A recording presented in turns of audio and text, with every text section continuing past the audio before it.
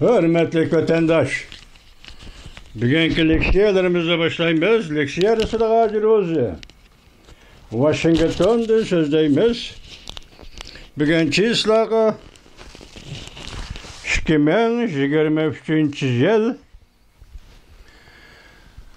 8. ayının 31. günü.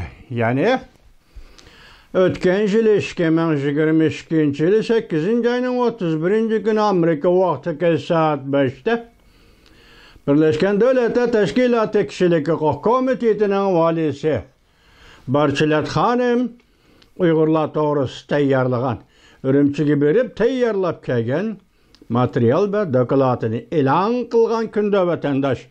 Tunigen qisqacha xotirlab o'tdik. Endi bugun tunigen so'zlagan leksiyamiz ve muhokimenin ahırda endi oldimizda nima hareketlerini ko'ramiz deb oxirlashgan ekan.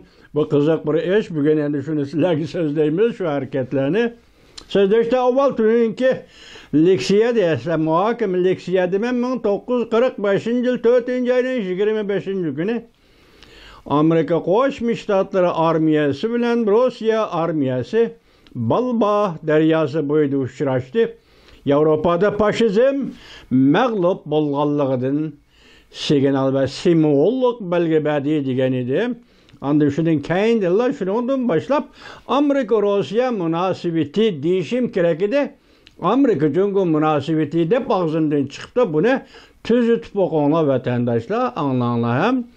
Esi şu günden başlatmasından 1945 yılı 4. ayının 25. günü Balba deryası boyunda uçraşkan Amerika Rossiya armiyası şundan Amerika Rossiya münasebeti normal terakki kılıp geldi. Bırak Ukrayna'ga tecavüz kılgandan keyin Rossiya Amerika'nın pozisiyası özgürlüş oldu deyip şuna düşünsenler bu meni tüzütüşüm geçirenler vatandaş. Endi bugünkü vaziyet nima desenler bugün hazır pulu qaraydigan yıllar Tayvan'dan şundan mavzu koydu. Hem Can Funshiko şundan mavzu koydu. Angliya parlamenti tüven palata Tashqi ishlar komiteti şu kunlarda mesela 8. ayının 30. günü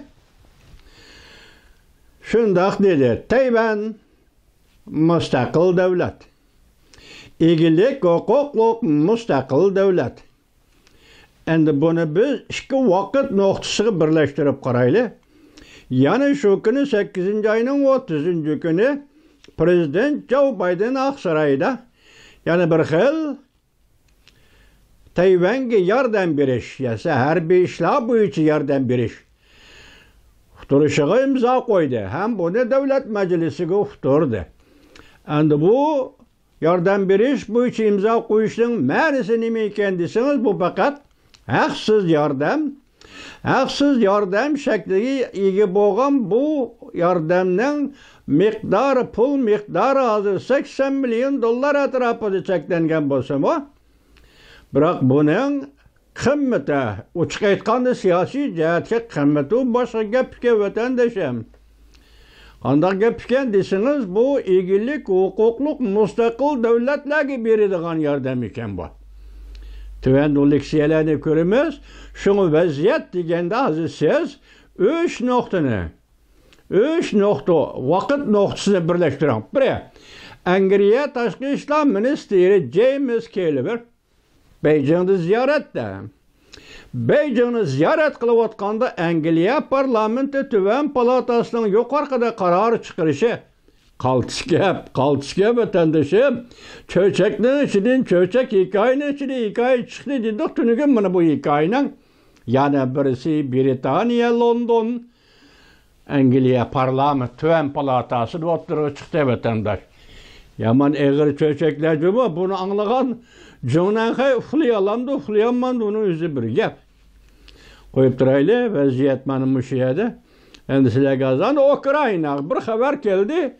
Bu bir çaqchaqmı nima, onu uqamadım.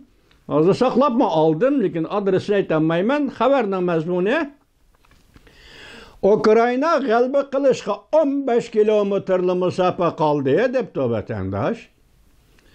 Ondan yana bir şundaq torbat xabar nima deyildi, saqlab qo'yildi.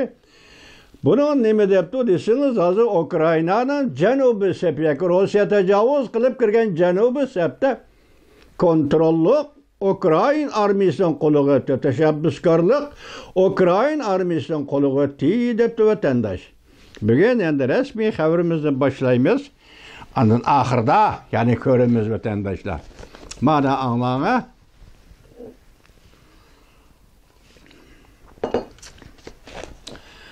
Prezident Joe Biden rastlı qo'l salamdi. Tayvanga qaratgan tunji qatimliq bu zo'r harakati kuchli signal tarqatdi. Mavzuli xabar 8-oyning 30-kuni Amerika ovozidan Xitoy til programmasi e'lon qilindi. Xabar mundaq boshlandi.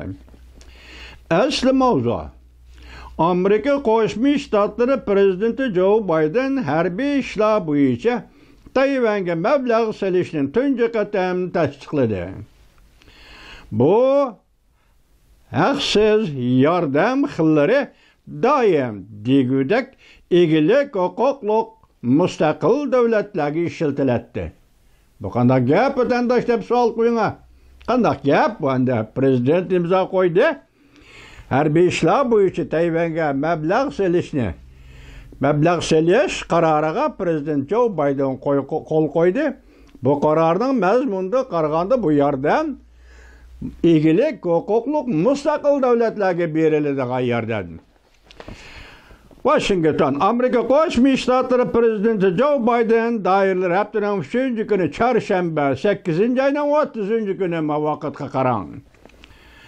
Doklad Meclisi uqtirish qilib va bu uqtirishga kechiringlar. Davlat Majlisiga uqtirish qilib, tashqari davlatlarga harbiy yordam ishlari bo'yicha mablag' solishni dastlabki qadamda $80 million Tayvanga berishni tasdiqladi. Amerika Qo'shma Shtatlari Davlat Mahkamasi mundaq ko'rsatdi. Bu moddiy mulklar birlashma mudofaa orqali dengiz sohillari mudofaasini kuchaytirish va dengiz okean bexatarlik iqtidorini kuchaytirish va Tayvanning o'zini qo'g'dash iqtidorini kuchaytirishga ishlatiladi.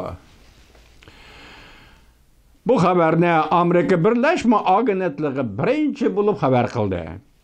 Bu uqtirishni tunji qatam ko'rganda Amerika Birlashma agentligi mundaq ko'rsatdi. Bu yordam Amerika Qo'shma Shtatlari azaldan egilik huquqliq mustaqil davlatlarga beradigan yordam turi edi. Shunda qilib harbiy ishlar bo'yicha Tayvanga mablag' solish tunji qatam tasdiqlandi. Gerçi 80 milyon bo'lsa-mu dollar Davlat Majlisida tasdiqlagan pul Xitoyda, Xitoy tilida avshi bu 20 milliardmi yoki 2 milliardmi yeydiganini bilmayman Xitoyning vatandosh kechiring meni. Avshi bo'lsa buning ichida shigi bo'lsa 1 milliard bo'ladi, shunaqda 2 milliard. Davlat Majlisi allaqachon tasdiqlab bo'lgan edi. Jungo Tayvan, Jungo'ning siyan ko'targan bir o'lkasi deb qaraydi. Chaqan birlik keltiramiz deydi. Ala shahrini.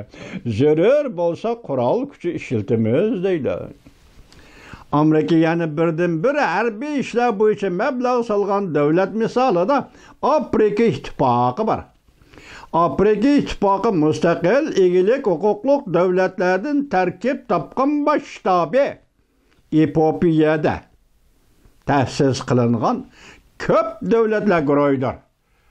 Shuningga Amerika shundaq egilik huquqliq mustaqil davlat Afrika ittifoqiga, mustaqil davlatlar ittifoqiga shundaq yordam bergan edi deydi.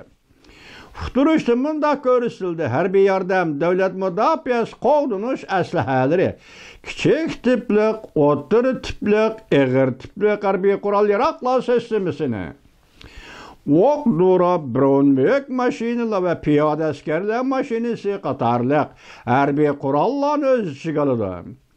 Bundan boshqa harbiy ishlar bo'yicha mablag' solish, Tayvan armiyasini tarbiyalashni o'z ichiga oladi.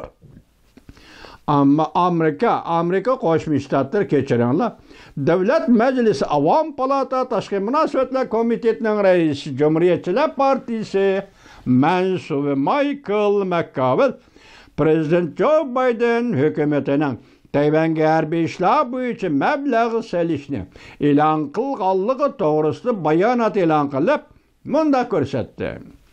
Prezident Joe Biden hökümetinin bu siyasetini kollaymış.